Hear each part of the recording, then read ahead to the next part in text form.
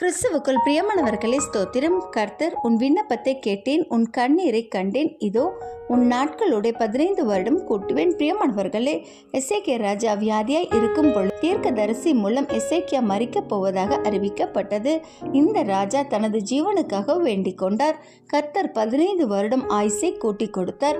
இந்த 15 வருட காலத்தில் தான் இவரின் வாழ்க்கை நிலை மிகவும் மோசமாய் மாறிப்போனது. பாபிலோனிய ராஜா எசேக்கியாவிடம் வந்த பொழுது எசேக்கியா ராஜா தனது சொத்துக்கள் அனைத்தையும் பாபிலோனியருக்கு காண்பித்தார். எசேக்கியா ராஜாவின் சந்ததியார் பிற்காலத்தில் பாபிலோனியரிடம் அடிமைகளாக சென்றார்கள். எசேக்கியா ராஜாவின் இந்த 15 வருட காலத்தில் பிறந்தவர் தான் மனாசே ராஜா. இவர் மிகவும் மோசமான ராஜா. கர்த்தரின் பார்வைக்கு மிகவும் அருவருப்பானதை செய்தார். மிகவும் துணிவு கொண்டு தேவாலயத்தில் விக்கிரகங்களை வைத்தார். பிரியமானவர்களே, தேவன் நமக்கு திட்டம் செய்த நாளில் நாம் இந்த பூமியை விட்டு சென்றால் பாக்கியவான்களாய் இருப்போம். தேவனின் சித்தம் இன்றி வாழ முற்படும் பொழுது பல போராட்டங்களுக்கு ஆளாகின்றோம். ஆகையால் எல்லாவற்றையும் அவரின் சித்தத்திற்கு ஒப்புக்கொடுங்கள். ஆமென்.